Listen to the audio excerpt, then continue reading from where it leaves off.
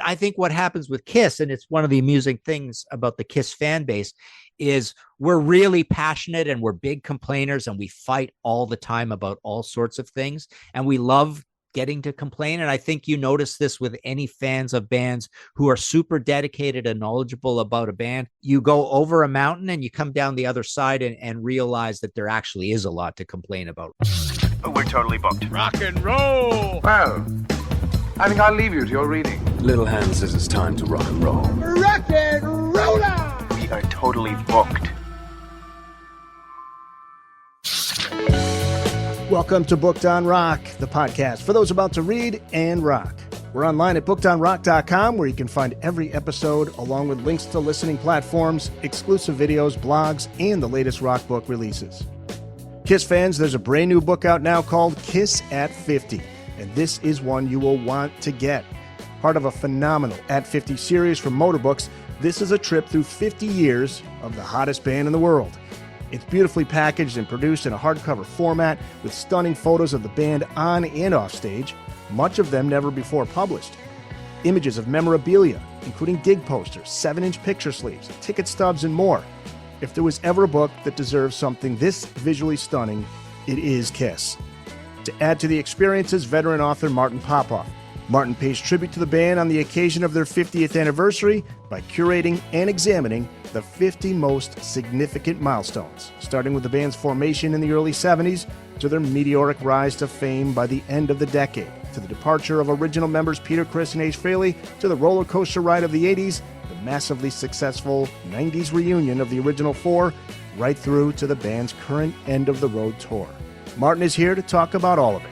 To hear a playlist of Kiss, make sure you head over to the show notes page. Martin, welcome back. We're talking Kiss at 50. 50 years. Is that hard to believe for you? Time flies, doesn't it?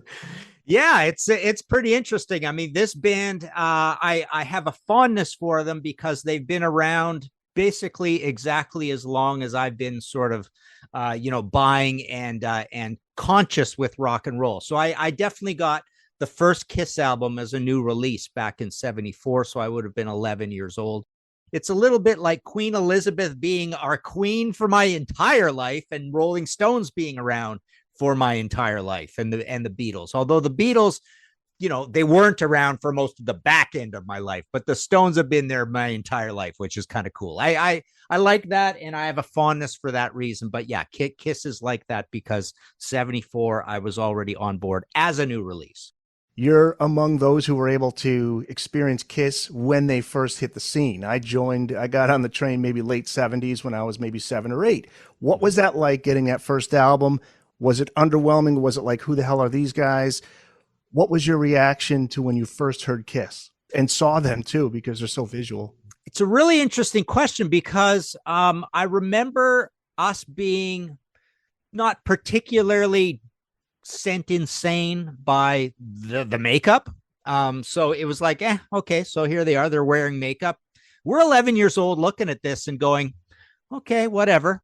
But the music was at the heavy end of what we knew. So essentially at 11 years old, like I remember there was some Sabbath and Deep Purple in our lives. There was some BTO and Kiss sounded like, even then we knew that they weren't as skilled as our favorite UK bands, right? So it sounded a little bit like Bachman Turner Overdrive. It sounded a little bit rounded off at the edges, just a bunch of chords. It's not particularly mobile or nimble. The production's a little bit soupy and dirty, but it was fairly heavy because there really wasn't much heavy out at the time. So quickly, it was immediately in there as one of our favorite bands, but there was no reason to vault them to the top of the list. Casablanca, in the promotion for this book, Kiss at 50, there's a quote in there. It says the fortuitous signing to the Casablanca label. So how important was it that they signed to Casablanca? Was it the type of label, the only type of label that would have supported this type of band? Because I would think labels were looking at them and saying, well, there isn't enough musicianship there. The songs aren't good enough, but maybe Casablanca saw something different. Yeah, it's a good point. I mean, I think the whole thing with Casablanca almost feels more like, so this is Neil Bogart forging out on his own. Before that there was Buddha, Kama Sutra Buddha, right? So I think the main point here is that Kiss was just blindingly the priority at this small new label. And they didn't mind spending money. They had a beautiful little logo thing. They were good at promotion. They really kind of like risked it all on Kiss, sort of thing. Although the deal wasn't that great out of the gates, but it all worked out, and they spent a lot of time with those guys, and they forged a really sort of close relationship. Later on, you had Village People and Donna Summer, and so they had some other big things coming down the pipes. But Kiss was the big deal early on, so you wonder, had they got on directly with a big label, they might have just been kind of another band of the stable, albeit with the novelty to them, with this massive stage show and the makeup and all that. But yeah, with Casablanca, it's almost like it's basically an indie. They're in there, so they're definitely getting a lot of attention. You've got a good manager in Bill Aucoin, and they're just trying all sorts of crazy stunts. Whatever they can do, cut whatever corners you can to make this band big, sort of thing. So yeah, we'll never know. But had they gone on with Warner, or Columbia, or EMI, or something like that, they might have just got lost in the shuffle. Right, they would have been way down on the priority list. Yeah, that makes sense. And then in turn, they save Casablanca, because Casablanca is ready to go bankrupt. I think they're on their heels up against the ropes, and then Kiss Alive comes out and fortunes change. Now, this is another interesting thing that I want to get insight from you on, because you were there when it all happened. That Kiss Alive album comes out. Well, now, all these years later, many articles have been written now about the overdubbing of that show, and it's not all live. I think the only thing that's live is Peter's drums. And does that matter to you? What did you think about it then? Has it changed since, now knowing there was a lot of overdubbing? Yeah, I think it matters. I don't think about it too much, just because it doesn't matter in the grand scope of things, right? But it's but at the time, I remember it was a massive big deal when that came out. There was a lot of, like I say, there was a lot of promotion. There were always ads and circus and stuff. And the Kiss ads were interesting because they didn't say very much. They didn't come up with a bunch of hype text. They just like gave you the picture of the album cover and said coming soon or whatever, right? So there was something kind of like expensive and corporate about Kiss, or they fooled us that it was that way, right? When everything was run on a shoestring kind of thing. But no, when that album came out, it just felt like, even before it broke big, it looked like they were superstars. It was expensive looking. It was a gatefold. It had those letters from the band in it and stuff. It had the amazing, iconic album cover. But you're right. I mean, many albums are faked in a whole lot of ways. There's some stuff has come to light about Van Halen right here, right now, recently, and even Kiss Alive 2. Same sort of thing happens. So yeah, it does matter somewhat. But they did an amazing, convincing job of making it sound like a super exciting live album. I think the other good thing about Alive is it's one of those examples of albums where the reason it's doing well, or one of the reasons for it to exist, it's raison d'etre sort of thing, is that all three of the studio albums are not great productions in one way or another. They're not terrible productions. Second one's certainly the most radical. Third one is the most maybe polite, neat, and clean. The first one is just generally pretty good, but it's maybe a little soupy and reverby. But Alive, the performances sounded great. It was a genius idea to leave the crowds in there to give that Beatles, girls screaming effect. So it sounded like a real crazy party. And I've told this story before, but one of our crazy situations was, so we would have been 12 years old. So what grade are you in? Seventh grade, maybe, at that point? 7th grade. Yep. Yeah. So we had we were having one of our famous dances in my parents' basement, in our house's basement, right? Rec room. Right. And my buddy Forrest Toop and I were scrounging around at the dump, as you do as a kid. And as we walked into so our town dump and trail was in this, between these two big sand dunes, and it was all sandy and everything, and there was a long sandy road leading into it, right? And so we're just walking up the road, and sitting there in the middle of the road is a nice pristine cardboard box full of like about 3 to 4 inches thick. Let me not exaggerate here. 1, 2, maybe 2 inches thick of a pristine, untouched April Wine 1974 tour poster, right? And so it's the cover of the April Wine live album, that really evil looking purple and black live shot of April Wine. It's basically that cover. And, I guess they were playing trail and someone was too lazy to put up all the posters or whatever, right? And they just threw it out, right? So sitting there right at the entrance to the dump. So we take this, wow, this is awesome, And so we lined the entire rec room with these posters, sealing the floor, cutting out for the receptacles. It looked incredible. I wish I had a picture of it. But so all around, hundreds of these April Wine tour posters set up for this party, right? And so we're having this dance, and we're dancing, Elton John, Crocodile Rock and all this stuff, right? Yep. And all of a sudden, Bobby Davidson bursts through the door, holding aloft in his hand. I tell this story. I think this story's in the introduction to the book, right? He's holding up a copy of Kiss Alive. Like he was the first to get it. It was downtown. It must have come in when he was rummaging around the record store, and boom. So he runs in with this Kiss Alive. And I remember all of us dogpiling on top of him. and he's holding this record out so it doesn't get ruined, right? And we just ripped the cellophane off and started playing it on the stereo, and it turned into a Kiss Alive listening party. And we turn around and look up a few minutes later, and all the girls have gone home. Everybody's gone home. There's no one left in the room, right? Yeah. Except for these 4 or 5 boys sitting around looking at all the bits and pieces of Kiss Alive and playing it. So Kiss Alive like destroyed a grade 7 dance for us. Oh, that's a great story, funny. Man. That is awesome. I love it. Did you have a favorite member? I always loved Gene the Demon. I still to this day. Yeah, I was a drummer, and I got to meet Peter Criss, and I for some reason had found I had my 1981 receipt for my big Pearl drum set that I bought because of my love of Peter. So Peter definitely as a drummer, and I thought he looked really cool, and I thought Ace looked a little feminine, and Paul looked a little feminine, and Gene was awesome. He looked cool too. But Peter just had the coolest look, I think, out of all of them. Did you ever dress up as Peter for Halloween? That's the question. Dressed up as Gene for Halloween. You did? Okay. Yeah. I don't know if I ever did Peter, but and we drew the Kiss logo on everything, and drew Kiss members on everything. Hell yes. Yeah. Well, it's interesting you mentioned about how all the girls walk out of the room. They don't want to listen. And that's kind of what Bob Ezrin was thinking when he takes over and he produces Destroyer, right? 1976's Destroyer.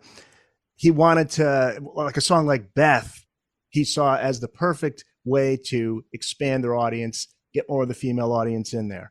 And that's their first commercially successful studio album, thanks to Beth and Detroit Rock City and Shout It Out Loud. But it's interesting to hear many of the Kiss fans say that Destroyer was not the band's best. It's the follow-up album, Rock and Roll Over, that gets ranked at the top, or Love Gun from 77. Those were produced by Eddie Kramer, not the polish that Destroyer had. Are those albums superior to Destroyer? Or I would say no. Those have really gone down in my estimation in recent years. I don't think they're produced very well. The songs are really kind of simple and non-ambitious. I definitely hear, I still hear a lot of people saying Destroyer is the best, and I think it's the most sensible answer to say it's the best. We know it's the most ambitious. I would say it's got the most peaks and valleys. It's got strings and piano and all that stuff. But I think it also has God of Thunder and Kings of the Nighttime World and Detroit Rock City's possibly the best Kiss song ever. And I always like Shout It Out Loud. I even think Flaming Youth is pretty good. Do You Love Me's cool on it as well. So I don't know. I just think I just think for that early era of the band, and then we can get into a big debate about are they even better in the 80s? And is Revenge? I've said Revenge is my favorite Kiss album. Oh yeah, yes, I'm as looking well, forward to right? asking you about that, the 80s Yeah. and 90s. But yeah, So Destroyer, I think, looking back and playing it against Rock and Roll Over and Love Gun sound like really like weak sauce to me compared to Destroyer. I think I'm gonna have to go with Destroyer as the best one. Hotter Than Hell gets a lot of kudos too, and it deserves it. Hotter Than Hell's a badass album. the tragedy with Hotter Than Hell is the production. When I first got a copy of that album, it was a burned CD, and I remember thinking, "Oh, my friend just burned this on a very, very low bit rate because it sounded so terrible." And then somebody said, "Here you go. Here's the real thing," and they gave me the actual CD, and I'm like, "Oh, it sounds the same." The drums. What was up with the drums? I mean, that was intentional. I mean, what have you ever? Richie Wise and Kenny Kerner, right? Produced those first two. And and they have the association with Dust, the band Dust, with those great album covers, but they aren't as heavy as the album covers. That's a big joke in the business, right? Everybody talks about Dust that way. But yeah, you're right. It's almost like they're Black Sabbath Born Again, right? Or they're Metallica and Justice for All. Yeah. It's just a really radical, strange recording. As soon as you get used to it, just like listening to a bootleg, right? As soon as you get used to it, you kind of forget, right? Yeah. But it's just a weird production. I don't think it's a terrible production. It's just strange. Now, Live 2, I connect with that more than a Live 1, just because when I became a fan, and my story was that there was a kid that lived down the street that was a huge Kiss fan, and he listened to the album so much that he replaced them all, and he just handed all of the old ones to me. He said, "Here you go." It was like the first 3 albums, and it was Kiss Alive, and it was, but Alive 2 was on the top, and so that was the first thing I did was open up the gatefold, and I was like, whoa, all the Gene with the blood, and he's sweating. And I loved that album, and I still do. So I go to that one more than one, only because of a personal connection there. But do you like Alive 2? And the new songs like Rocket Ride and All American Larger Man, Than Life. Larger Than Life. Yeah. Yeah. So that gatefold, I mean, I grew up in a small town in Canada, not close to any big towns except Spokane. So I didn't go to a lot of concerts as a kid, but that was one of the first concerts I ever went to because we were on a family vacation across the country. So I guess it was the Love Gun tour. I think it was July 77, but Cheap Trick certainly supported them in Montreal. So got to see that show that you hold the gatefold up of that. So that was really cool. Yeah, I love Alive 2. I think it's a great selection of songs on there. I even like the album cover. Strange, again, corporate album cover showing the different, the broken up pictures of the band like that. And it always bothered me that Alive has an exclamation mark and Alive 2 doesn't have an exclamation mark. Yeah. But the studio side's great. I thought the studio side was as strong as any side on Rock and Roll Over or Love Gun. And Rocket Ride is clearly, people always have that in their top 5 of Kiss songs of all time. It's super heavy, really cool, dramatic. It's got that cool hook, that ascending riff sort of thing in it. And All American Man is just a good, high quality, heavy Paul Stanley song on there. But this is when things are starting to fall apart. Peter Criss and Ace Frehley, we're not happy with the direction of the band, and they're living the rock and roll lifestyle to the excess. Paul and Gene are just the opposite. All business, no party. So they think, well, let's try to fix things. Let's give the 2 guys a solo album, and we'll do our own solo albums. That's just to keep things together. It doesn't really work. Those 4 solo records, Ace comes out on top. He's got the hit single in there, the cover of New York Groove. I do like some of Gene's. I do like about 3/4 of Paul's. Peter's, I'm just not digging any of it. Your thoughts on all 4? I go along with what everybody sort of says. Although, I'd say in recent years, for the first time ever, I'm slowly edging Paul's album ahead of Ace's, possibly. They're talked about in the book a fair bit, and I think one of the sidebars has Ace talking about his solo album. But clearly Ace's is the heaviest and most Kiss-like, and that's the one that it's almost like a unanimous decision that that's the best one, right? But a lot of people will pick Paul's, and I just like Paul's whole personality, and I think his personality comes out on that album, and it is fairly Kiss-like anyways. And then, of course, we know that Gene's is a little less Kiss-like, and there's more guest stars. It's like a big sort of glitzy, oh, look who's all over this album sort of thing. But it is still somewhat Kiss-like, and it's enjoyable. And then Peter, you really wonder, and you listen to all his solo material and stuff as well, and you really wonder, you want to ask the guy, like, were you living a lie in Kiss? Because obviously you didn't like that kind of music very much, right? I mean, you didn't want to do any of it on your solo album. But then a lot of people have the opinion that, the solo album is where you do step out and do something totally different. So that's a whole philosophy as well. But yeah, Peter's is really hard to listen to because it's just so poppy and yacht rocky, right? Having said that, though, Peter, Criss, underrated drummer, or is it fair? He took a lot of hits towards the end of his run with Kiss just because of his substance abuse. But at his best, what do you think of Peter Criss? Who knows, right? I mean, that's a great question, because who knows how good a drummer he is. On the evidence, we never kind of got to find out, right? Kiss had these pretty simple songs. I don't know if it's a case of the whip is being cracked or whatever, and they're saying keep it simple, and he wanted to play more, but we don't really hear very much from him. Even his drum solos are really rudimentary, like they're really simple and just hooky and catchy and meant kind of for the novice, right? Or meant to be entertaining for someone who might be a novice, right? So we never got to know. He professes to come from a Gene Krupa school, and I love jazz and all this stuff. We never really got to hear that ever either. So yeah, it's really kind of a big question mark. But suffice to say, on the recorded evidence, he's a pretty simple player. The Booked on Rock podcast will be back after this. I'm talking to author Martin Popoff, who's on the podcast to talk about his latest book, Kiss at 50, which is out now, and you can get it wherever books are sold, but also go to martinpopoff.com to get a signed copy. What about the merchandising? Ace and Peter, they felt that Paul and Gene were going way too far with that. The lunchboxes, the comic books, the action figures, they catered too much to the kids. I think it's those kids, including myself at that time, when they got older, they helped pack the stadiums in 1996. When they reunited. So I think in the long run, it paid off. What is your take on the merchandising?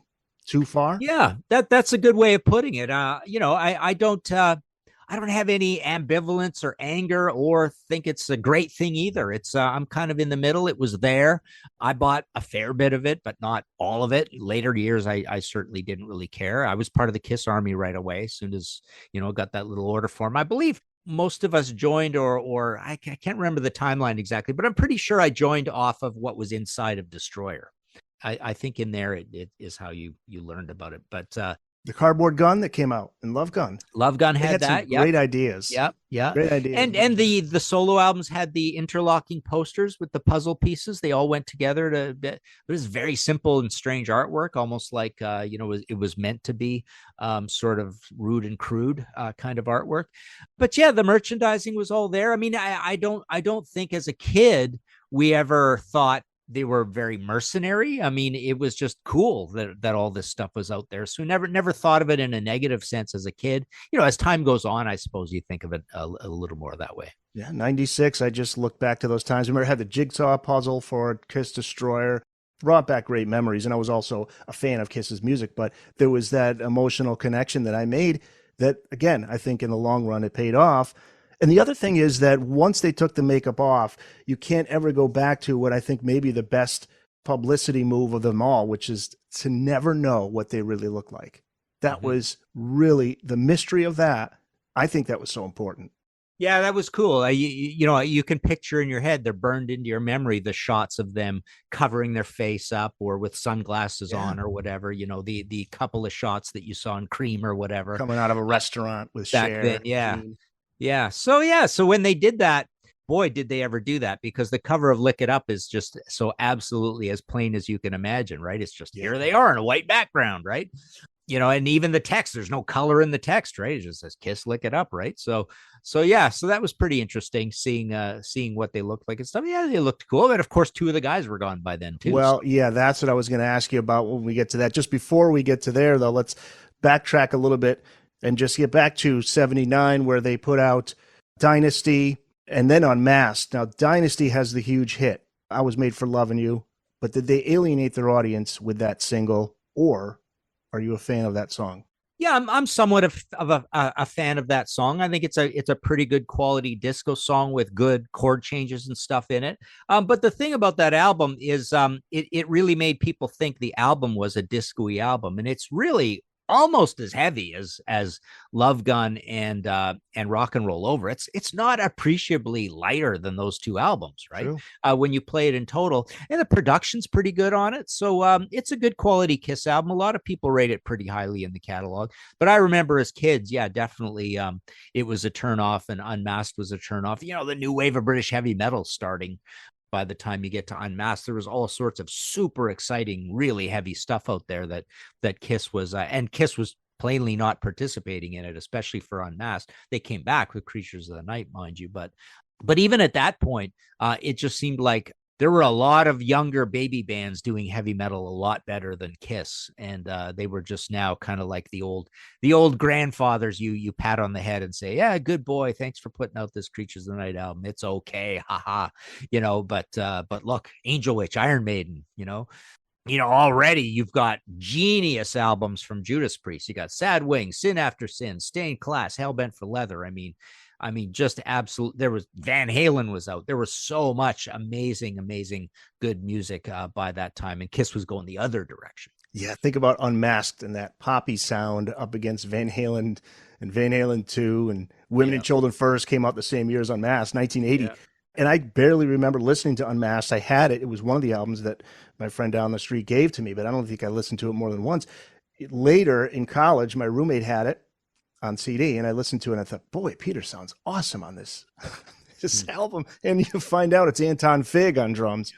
But I like the quirkiness. Speaking of Peter, album. One of the amazing things about this band that I always say and I always remind people of is they had 4 lead singers, 4 great voices, and somewhere's around 3 great singers. So 4 great voices, 3 great singers. So Ace Frehley wasn't the greatest singer, but I still loved his voice. He was always a little flat or sharp or whatever, hollery, but you still loved him. It was still charming, right? Yeah. But Peter had a great voice and was a great singer. Paul had a great voice and was a great singer. Gene had a great voice and was a great singer. Do you like anything on Unmasked? I love the Ace. Not particularly. No. It is definitely poppy. They try some interesting things on it, and it's almost like with some bands like this, you're almost happy that they're trying something different. So it's kind of cool. And then even The Elder, I wasn't much of a fan of either. Okay, see, I was going to ask now, because you are the contrarian. I was thinking maybe you were going to like something music from The Elder, because I'm going to defend it a little bit. It is the most bizarre album of Kiss. No question. Concept album, strange. The first featuring Eric Carr, by the way. Poor Eric Carr. He's like, this is my first gig. I got to do this. But I will defend the songs The Oath, Dark Light, Mr. Blackwell, Escape from the Island, and I. Yeah. I do like that. If they were just standalone songs on a Kiss album, I think they would be great. For sure. Of course, the rest, I am just a boy. All that stuff is like, what the hell is this? Is there anything on that album you like? Yeah, I like all the same songs you like. Okay. World Without Heroes is on that too, right? It is on there. Yeah, yeah, I hate that. That was one the too. single. Yeah, and they have Gene crying in the video. Yeah, I hate that song. But yeah, and the rest of all those ones you mentioned are definitely very cool. I thought the production was pretty good. The production's it's interesting that the production is moving into, even though it's Bob Ezrin, the production is actually moving into this interesting, not great drum sound, but everything sound sounds pretty good together sound that you get on Lick It Up and Animalize, and even not so much Asylum, because Asylum sounds really good to me. So it's funny. This fits in almost that category of us wishing for concept albums from some of our favorite bands, and when they deliver them, you're not happy that they did. And I'm starting to feel a little bit that way of Rush with Clockwork Angels, and I certainly felt that way with Dio and Magica. And is Seventh Son of a Seventh Son a concept album or not? Kind of, but it's almost like these bands that hadn't done them, when they do them, you kind of wish they hadn't. So the band follows up with a best of called Killers. 4 new songs on there. I'm a Legend Tonight, Down on Your Knees, Nowhere to Run, Partners in Crime. Good songs. They're back to that hard rockin' old school Kiss sound. But by then, most Kiss fans had checked out. They bring in Vinnie Vincent on guitar and we get Creatures of the Night 1982. Hard, heavy album. Again, largely ignored because a lot of the fans checked out. But years later, looking back on that album, a lot of Kiss fans say it's one of the best, maybe the best. What are your thoughts on Creatures of the Night?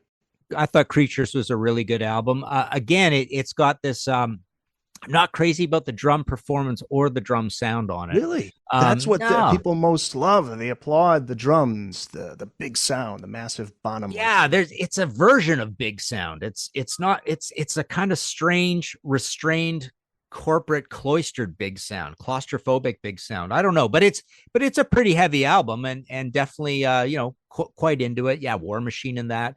All of those I look at pretty similarly now.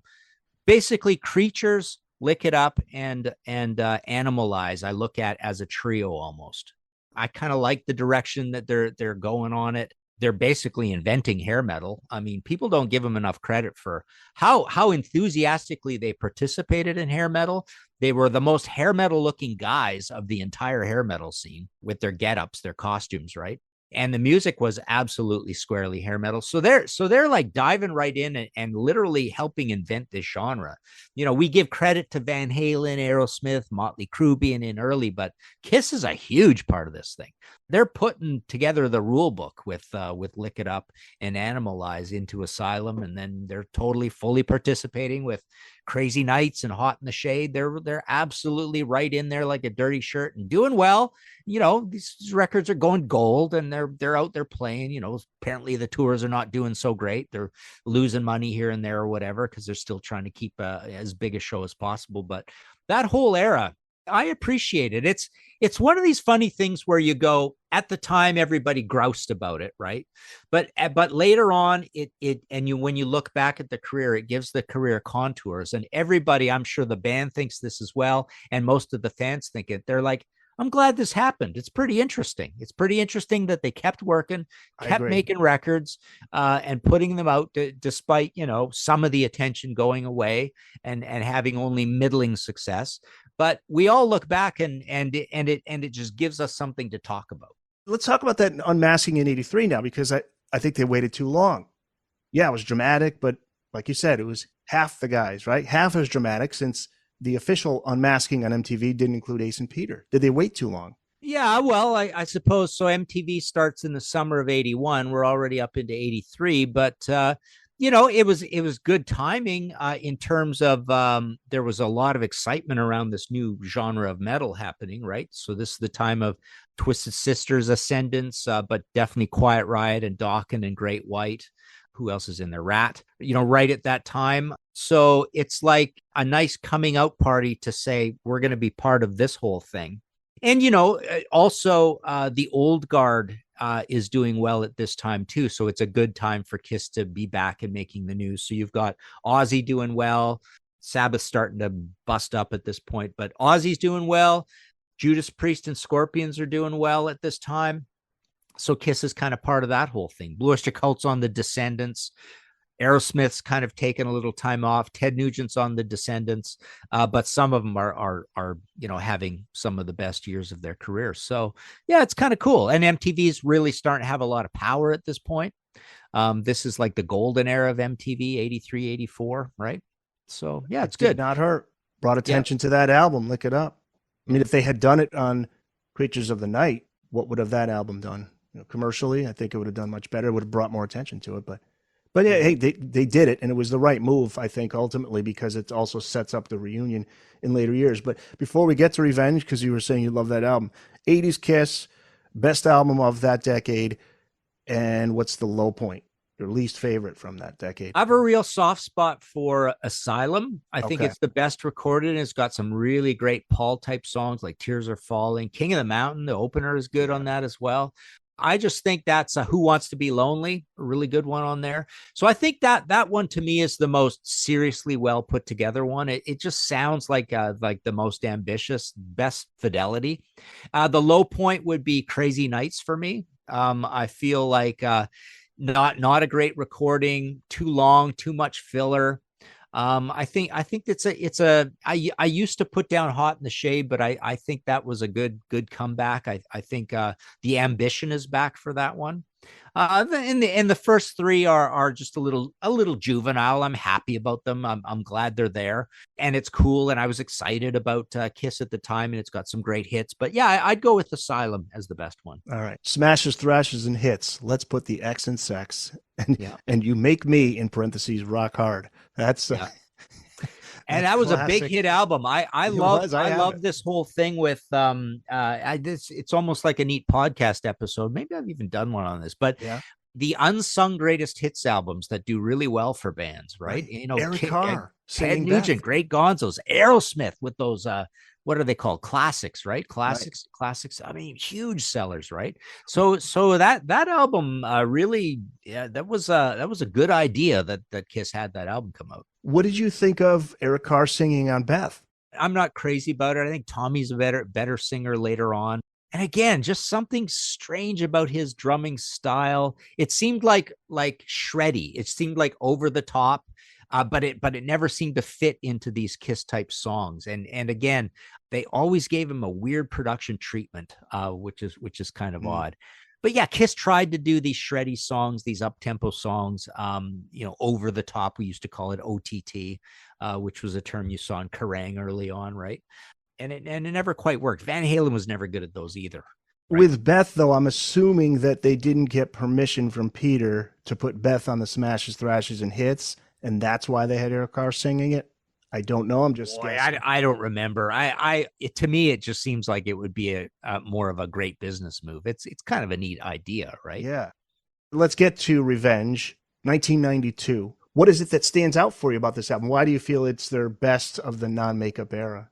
Boy, I think it's just first of all, it might be the best sounding Kiss album ever. I mean, I think the production's great. It's just really tough and powerful, but still very correct and expensive sounding. So that's kudos to Bob Ezrin on that one. And I think the songs are like really ambitious, but they're still funny and tongue in cheek and Kiss like. They haven't succumbed to any trends at all. Like Kiss went along with a few trends along the way, and that's fine. I mean, I think Carnival of Souls is really good. You do, but okay, yeah, but this album, we'll speak to that in a bit. But but this album, I just think it's just a really high quality. I did my audio podcast, History in 5 Songs with Martin Popoff. I did an episode called Go to Vancouver and Try Harder. Now, this isn't a Go to Vancouver album, but what it is a Try Harder album where once grunge happens, anybody who's still doing hair metal has to try really hard to make a super good quality album if they're going to stay in their genre. And that's when you actually get some of the masterpieces of the whole hair metal era is 92, 93. And I think this is just the best version of Kiss from Creatures of the Night through to Revenge. I think Revenge is the best one of that version of Kiss. And a lot of people will say too that Gene, the songs fit him better. The songs, they were more of a fit of his demon character. Plus he was starting to look cool again because he was kind of lost with that look throughout the 80s. And he never really got into a groove and never felt comfortable with that look. But here he's looking demonic again. So I think there's that to it. But also, we don't want to leave out Bruce Kulick. How important was Bruce Kulick to the band in the 80s, right up through the Revenge era? Because he was a loyal foot soldier. Mm-hmm. He never caused any issues. Vinnie Vincent caused problems. They had problems with, well, I'm trying to think of who were the other guitarists. Mark St. John. Mark St. John. Yeah. I don't think he has a style of his own particularly. I don't think any of those solos, any of that shredding type stuff. There's not a lot of musicality to too much of that goes on there. I still feel like the strength of personality is in Paul and Gene in that band all through that era anyways. And those are the guys you think of as projecting personality. I'm sure if Bruce was allowed to write more, he would have done great. We would have got better songs out of them and better songs period maybe, but we'll never know. But as a guitarist, I can't think of He certainly didn't have, this is my characteristic, this is the thing I do more than other guitarists, like a personality. A lot of guitarists don't have a personality, and a few do. And I think he's one that personally, I don't think he added a lot to it in terms of personality when he, took his moment to do a solo. All right, so let's talk about Carnival of Souls. Why do you like this album? I don't know anybody who does. I know people who like a few songs, but you like the album as a whole? Definitely. I was mostly on board when any of my hair metal bands tried to do something a little grungy. I generally like those albums. So it was cool. I remember thinking, it's neat that they're trying something different. It's dark. It's the song structures are not the normal thing. We've already got 7 or 8 albums of Kiss doing hair metal. Like, sure, why not try something different? I don't like the album cover. It seemed like a little rushed, and the Carnival Souls, the sessions or whatever it was called, right? I wish it was just a straightforward Kiss album, and it wasn't treated. It didn't have this narrative where we learned the laundry, the dirty laundry of, well, we're not really doing this, we're not really promoting this. We've moved on to this, reunion thing or whatever. Well, so the timing and all that was weird. Terrible. The timing was terrible. And it's late for a grunge album too, right? And they released it after very late. The buzz of the Ace and Peter coming back to the band. Yeah. Right. That was, they put it out after that. So we were, I think, at that. Yeah. If I recall so it's like a lame duck president in a way, right? Right. Yeah. We were all looking forward to this reunion. It's like, oh, by the way, here's Carnival of Souls. And yeah, from a promotional standpoint, it didn't stand much of a chance anyway. Yeah. Yeah, I thought it was pretty cool. I thought the songs were good on it. I didn't mind that it was a little darker or down. I know they kind of fought about direction on it or whatever, but production's good. So yeah, I'm fine with it. The Booked on Rock podcast will be back after this. The reunion, now we get to that, the 96 reunion, Paul, Gene, Ace, and Peter. Did you feel that day would eventually come? And did you expect it to do the huge numbers that it ended up doing? It sold out Tiger Stadium in 4 hours or something. Yeah, I mean, I suppose I expected it to do the huge numbers. I mean, that's great. Unfortunately, the album was a disaster. It was not a good album. I can't think of anybody who likes it. It's got 10 songs on it. You quickly learned that the playing was all compromised. There was just, a little bit of Ace and a little bit of Peter and all that kind of thing. And, guest musicians and guest writers and stuff like that. The songs were not very good. The production wasn't even very good. It was soupy and reverby. It's a little bit like, when I think about the Stooges trying to make 2 more studio albums, right? It's like, how do you capture the magic of being a chaotic, punky, dirty, we're all on heroin sort of band, and you're trying to make a new album that it's like, well, how do we make an album kind of, for all intents and purposes, sound bad on purpose, right? So Kiss has that problem where they're saying, how do we make a simple, unambitious, stupid album on purpose? Right. When like so much rock history has gone by, I guess what I'm saying is certain bands, they've got a past that seems to be an inviting thing to try to reproduce. Kiss's past is really of its time, and it's simple, and it was for 12-year-olds and all this kind of stuff. Right. It's like, so how do we do that again and make it sound good and not sound stupid? Instead, it just came out sounding stupid. Yeah, that was their opportunity to go back to the original days of all 4 guys writing the songs together, recording the songs together. But I believe that the only song that features all 4 is Into the Void. I don't think Psycho Circus, I don't think, is the case. And I hate that title. It reminds me of the whole Monster Magnet, Zodiac, Mind Warp, Sonic Temple, Soundgarden, like Psycho Circus. It's like, well, nobody really thinks Kiss is psycho in any way. I mean, they think they're a circus, I suppose, but those 2 words together are kind of dumb. The album cover is pretty good, with the reticulated thing going on or whatever, right? So the cover was okay, but just that title was just it's a bit negative too, having psycho in there, so it's a bit like uncheery. And then it's put with circus. Yeah, it just seemed like one of these 90s smush 2 words together titles. The touring numbers still continue to do very well, but then they start to kind of Peter out, no pun intended. Ace and Peter both eventually out. Paul and Gene bring back Eric Singer. This time he's in the cat makeup. Tommy Thayer from the band Black and Blue, who worked in various roles for the band since 1994, took over for Ace, wore his spaceman makeup. This is after they said they were done in 2001. 2 studio albums, 2009 Sonic Boom, 2012's Monster, several successful tours. They still have plenty of fans, but some of the longtime fans checked out once again. A lot of them pissed off. 2 guys are in Ace and Peter's makeup and costumes. Should Kiss have called it quits in 01, or are you cool with what they decided to do? So this is what I think about that era. I mean, what I just said about Psycho Circus, like trying to go back to this past that's hard to go back to and you can't really do it. I think both Sonic Boom and Monster are the right balance of value for your money, ambition, but still having a retro sound. So to me, what they do with those albums is they make a smart, hip, knowing, self-aware version of the best of their 80s and 70s sound, but mostly their 80s sound. So I have no problem with both Sonic Boom and Monster. I think they're both good albums. They're both, the recordings are fine on them.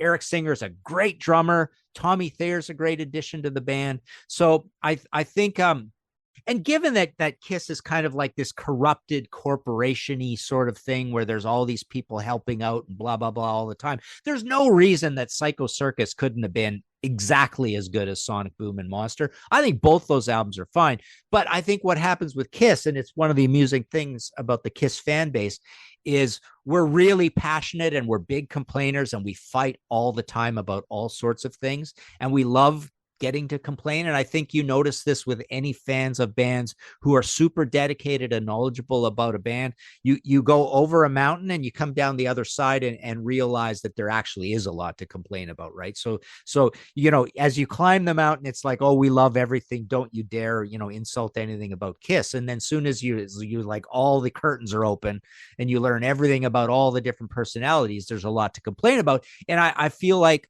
people really complain unjustly about both of those albums. I think both of them are really good albums. And like I say, I think what they discovered is a way to be old Kiss, but still offer value for the money and be very ambitious about it and put together just good quality songs. There's not a lot of crappy filler type songs on either of those albums. And more than half of Psycho Circus with only 10 songs sounds like, how did this make the cut? By the way, in your book, Kiss at 50, there's a picture of you with that lineup. Where is this picture from? It's you rocking your Thin Lizzy shirt, and there's Gene pointing at you with that, you're a very handsome, successful, charming man look on his face, right? What's that quote he always says? You're very charming. Oh, yeah. I don't think he said anything. He's to got me, that look on his face, though. Like, but the pointing and putting his sunglasses on somebody is something. Oh, those he does, are his right? sunglasses on you. Yeah. I got you. So he charms you, right? He's a charming guy. He charms you over. I mean, I like listening to Gene talk about politics even. I mean, unfortunately, he was born in Israel, but if he wasn't, I'd be Gene for president, I mean, I think Gene would make a great politician. He's just a smart, sensible guy. He's just a well-rounded, sensible dude. I like him. So where was this photo taken with all 4 of the guys? So so what happened was Paul Stanley and Gene. Yeah, it was a label buddy of mine, Dave McMillan, invited me. It was like, whoa, this is so cool. He said, come to the Monster launch party here in Toronto, right? So I remember I was so stressed out getting there because it was right in rush hour. I had to go right across town in Toronto, which is brutal, and it was pouring rain. So I thought I was going to be late, and it's like, oh, come on, and it's hard to get to. But once I was there, it's like, there's beers, there's all of Kiss. I had some things to sign, and fortunately I was not, timid enough that I did pull the stuff out and I got to talk, with everybody, Eric, Paul, Tommy, got my Black and Blue stuff signed by Tommy. So it was just a great party once I got to relax about the harried drive to get there. Right. And yeah, it was just, it was at a suburban recording studio, and they did, they played it, and they had the monster, album flats that were handing out to everybody. And like I say, free booze, and industry buddies of mine were there. It was not a big party. It was like literally, I don't know, might've been 35 people, maybe 40 people, something like that. But yeah, all the Kiss guys just hanging out, talking. It was absolutely amazing. And as I look back, it was one of the greatest, hangs that I've ever gotten to do as being a rock journalist. And they were all super nice guys and attentive and just charming dudes. And I had a great time at that party. Because of YouTube, everybody's analyzing everybody nowadays. But Paul, they say, he's lip syncing. Are people being a little too rough on him, or is it because he used to talk about how you should go out at the top of your game, and they're saying, well, he should have gone out a while ago. What do you think of that? Are you for or against a singer singing to a track live? Are you okay with that? Yeah, no, I'm not okay with that. I've never liked any of that whole idea. I almost sometimes liken it to, or what I liken this analogy to that I use often. I don't like the whole outside songwriter thing. I've never liked that, and Kiss is guilty of that as well. But I always liken it to, Aaron Rodgers doing a pre-NFL game interview and saying, by the way, I'll be playing Tom Brady today.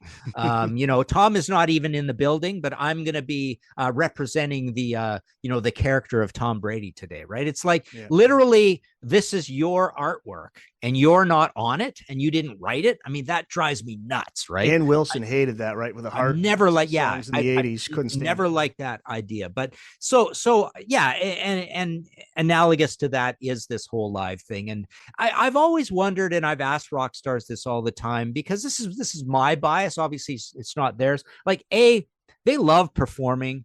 They want to make money too. And we often find out that there's not as much money as we think in being a rock star. So we tend to forget that and think, well, this is their bread and butter, playing live. That's why bands continue to play live. So there is that aspect of it as well, but they love performing. We know Ozzy's whole pathology about, I mean, it's his reason to exist is to play live, right? We blame Sharon, but it's like Ozzy would wither away if he wasn't able to perform, right?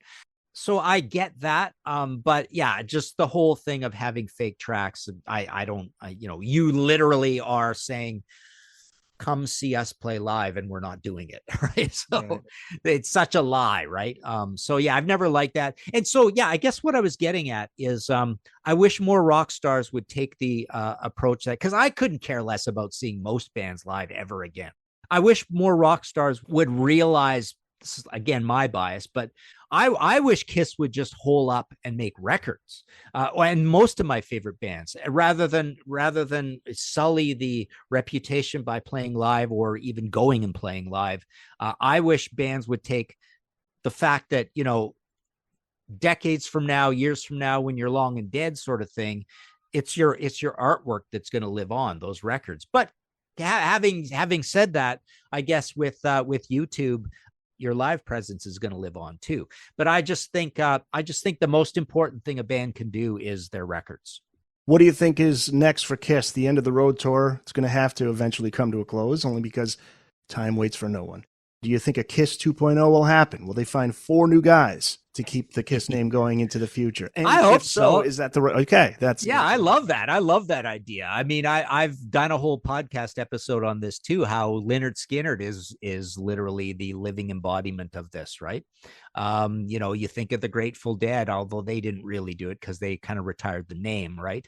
Or the Allman Brothers or whatever. But Lynyrd Skynyrd's a hilarious example of this, how, people are just dying left and right. But as long as you've replaced that lead singer with someone who's valid, and, he's one generation earlier or whatever. But so, no, I don't want them to replace all 4 of them at once. But I would like to see Gene retire, set off by Paul retiring, and then Tommy, although Tommy's not that young a guy, right? But I would like to see Tommy stay for much longer and Eric stay for much longer. And then the replacements have to be really, really key, proper replacements, right? And to me, when you do this, you want, I almost think they should go to the deep, serious fans, and the fans that are 40 and 50 and 60 years old, and ask them who they think should replace them. Because I always feel like these replacements should be people that have as much stature as you. Like the Pantera thing is a perfect example. Like those, they did a perfect job of replacing those guys. And I would love to see Pantera make records, right?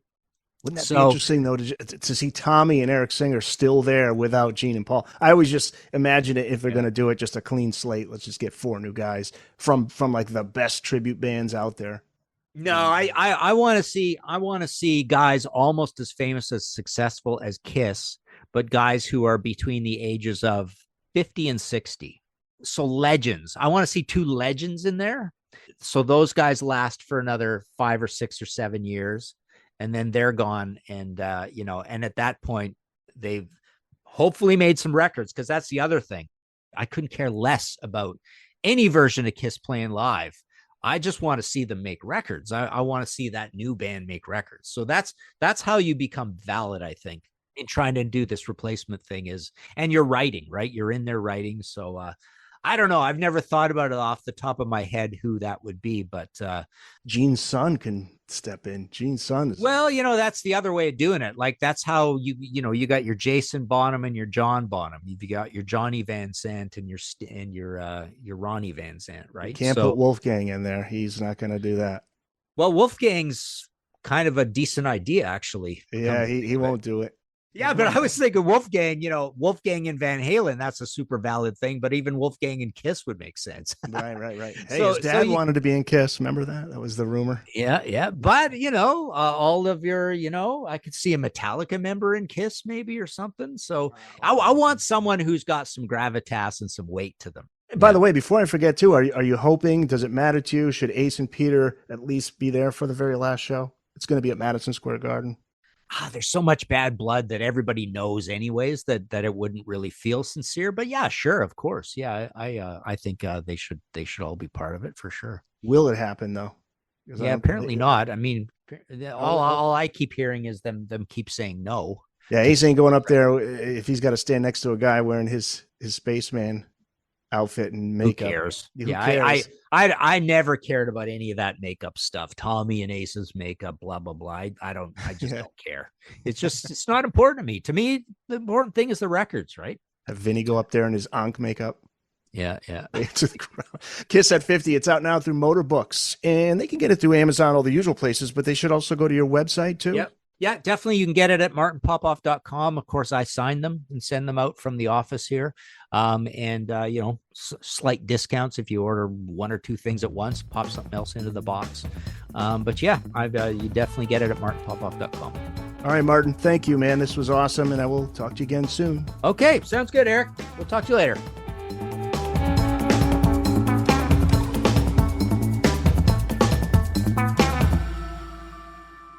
That's it. It's in the books.